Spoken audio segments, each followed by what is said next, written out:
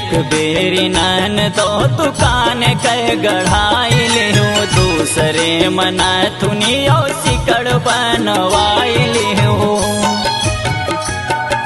ए नन तो सुन तो एक बेरी नन तो दुकान कह गढ़ाई लिहू दूसरे मना थुनियो सिकड़ बनवाई लिहू।